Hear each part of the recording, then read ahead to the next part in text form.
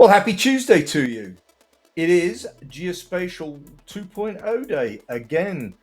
For those that saw my talk on Monday, I've started again talking about Geospatial 2.0. The original conversation or discussion was really centered around the technology.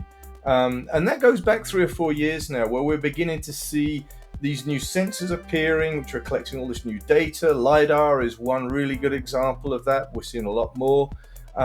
Beginning to see the evolution of software and platforms in the space, and beginning to see AI emerge. So that was really 3 years ago, and I think the technology's moved forward, and we're at that place now where the commercial world is in catch-up mode.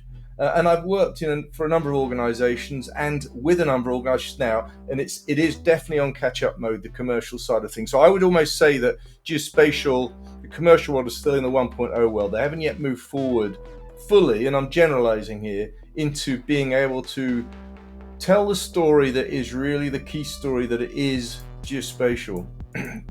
So the purpose of this talk is really to try and demystify things a little bit. And I think that we're still in that place. I get a lot of investors who come to me and ask me about this emerging world of geospatial. There's been a lot of M&A activity in the space. There's been a lot of mergers and acquisitions. And what's really that's really an expression of Geospatial 2.0. We're beginning to see these different pieces of the geospatial puzzle come together. And as I'll explain in this talk, we are not just talking about GIS. Everybody has this perception that geospatial means GIS. It doesn't mean GIS. GIS is one part of the whole. And I was thinking, again, from conversations that I had last week, how to best kind of describe the world that's emerging, the geospatial world that's emerging. And again, that the GIS term is poorly understood. The word geospatial is poorly understood as well. There's a sense that we should stop using both terms, actually, but that's a conversation that's been going on for probably 10 years now. I think the best way to describe where we are today and what this technology is to think about distributed asset management. So sounds a little bit dry and boring, but it's really an expression of what is geospatial in my view. So geospatial means place on Earth, but distributed asset management means we have assets out there in the field that have a location. Now we can talk about physical assets here. They could be human assets as well. That's a little bit cold calling human an asset, but in some ways it's true. So what makes up distributed asset management? And I'm going to this is going to be a short talk. I'm actually going to write an article on this because this is important. The first thing is spatial context and visualization. And that's where GIS comes in. Esri dominate the GIS space. There are others in the space, but it's been a two-dimensional mapping world. It's now becoming more than that. But it's really, that's the piece where it comes in. That's spatial context visualization. So that's the first piece of the puzzle.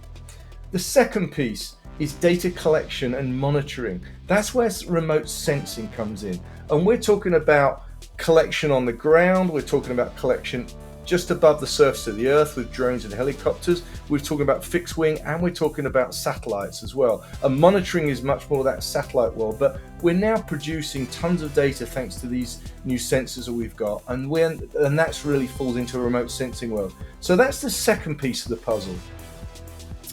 I would say the third piece of the puzzle is IoT and related technologies.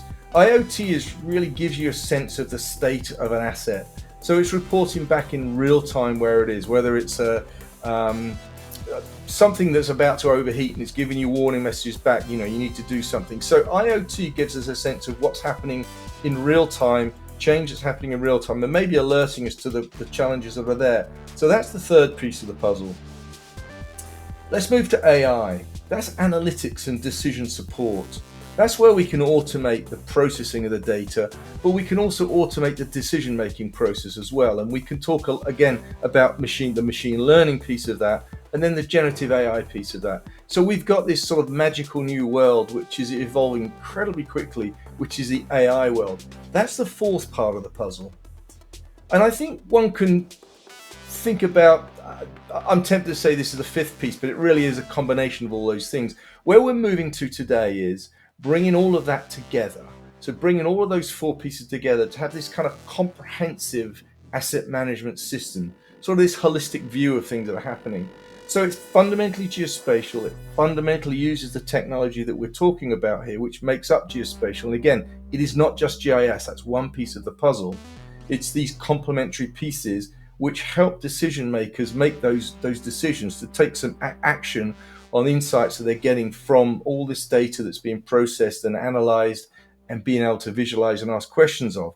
So that's, I think, a really simple way to describe geospatial is this whole notion of distributed asset management. And I think where we in the commercial world need to be focused is telling the stories that are not about the technology, are telling the story of the value that this brings to customers that need to use this stuff. And again, I think that this distributed asset management story is a supremely good example of what we're talking about in terms of geospatial technology. So there's your Tuesday talk. Agree with me, disagree with me, got other thoughts? Please feel free to add some comments to this post. If you're listening to this and you like this, I do lots of these, so follow me on LinkedIn or subscribe to our Spatial-Next YouTube channel, and I'll do another one of these very soon. Thanks for watching.